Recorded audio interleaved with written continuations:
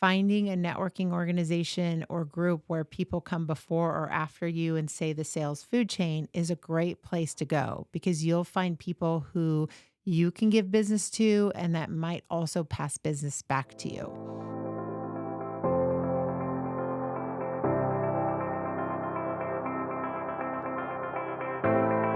Hey there, welcome back to the Catalyst podcast. I'm your host, Sonia Pedowick, and today we are going to talk about networking. I know networking can be a daunting task, and so many people feel like it could be overwhelming in Las Vegas. But I'm here to tell you that Las Vegas is exactly where you need to be putting your efforts. And you really should, as a small business owner, make sure that you're getting out and being in the networking community here in town. It's important to find the right groups to network with, and it's important to make sure that you vet out the different groups and then stick with it. I think that's where a lot of small businesses get into trouble.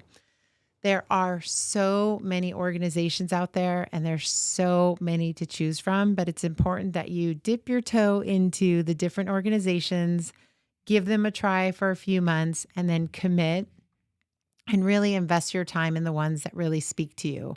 There are so many chambers, community organizations, and different associations. So I highly recommend that you find out which ones really align with you and your business. Some of the key things maybe to think about is where are the organizations or businesses that come before and after you so that you can funnel business referrals up and down the food chain. That is something that maybe is a strategy that a lot of businesses don't think about. And the reason I say that is you don't want to go maybe to a networking event where all the people are the same business as you. Maybe that's one organization or networking group that you can go to so that you can learn what's happening, trends and changes in your organization or your field. And that's a great place to go to spend networking and educating yourself.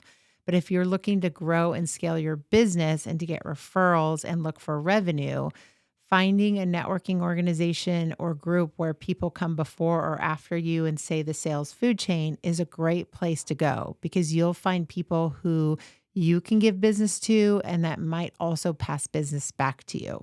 It's important to do your research on the different organizations to find out how often they meet, what their membership commitment is like, and what their reputation is like. Because like I said, there are so many in town that it can be very overwhelming.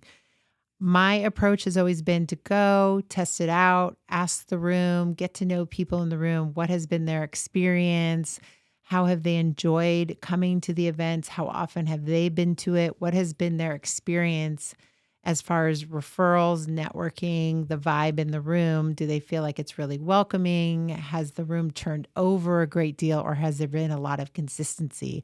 What kind of business referrals have they gotten from it? And have they themselves been a good referral for the other people in the room? It's super important to make sure that people are pouring into the group as much as they're taking out of the group. There are also really great groups like LaTip, BNI that you commit to for like a year. And the commitment is that you are going to bring referrals to those groups and that you are going to refer to the group as much as the other members are. Those are referral-based commitment type groups. So you have to make sure that you are going to be able to bring as many referrals because that is ultimately the commitment that you're making to that. Chambers are all about education and networking and actually boosting up the community that chamber supports. And then there's associations. It could be a commercial real estate association. It could be a women's organization or association. What speaks to you? Are you passionate about? Where are you maybe looking to affect policy or change that you want to contribute your time to? That again, I believe in the philosophy of givers gain. So what you give into a group, you are going to get back. So it's important to look what's out there, read about those organizations, make sure that you can commit to it. If it's the third Thursday of every month, will you be able to consistently be able to attend it? What is the vibe about the group? What is their purpose? How do they serve the community? Will you be able to serve the group as much as you're expecting to get out of it? I think those that go to the group only expecting something in return, those groups are very challenging to be a part of because you won't see the return if you're someone who's going to pour into it, you won't see the return that you're going to get out of it as much as you pour into it. I think networking by and large that has a philanthropic element to it are some of the most favorite ones that I love being a part of it. Maybe they have an annual golf event or some sort of charitable give. I love those because they are ultimately giving back to the community as well. So I think do your research, always bring a buddy that you can link arms with. Maybe they can work half the room, you can work half the room. That way that you can get different perspectives on it. And then that way, if there's also a commitment to attend, if you can't, they can attend in your place. And then find some things that you're passionate about, groups that really speak to what your why is for your company and maybe the customers before and after you so that you have a real good network referral base built into it. If you like what you saw today on the Catalyst podcast, make sure you subscribe to our show, like it, and share it with someone who you think might also find value.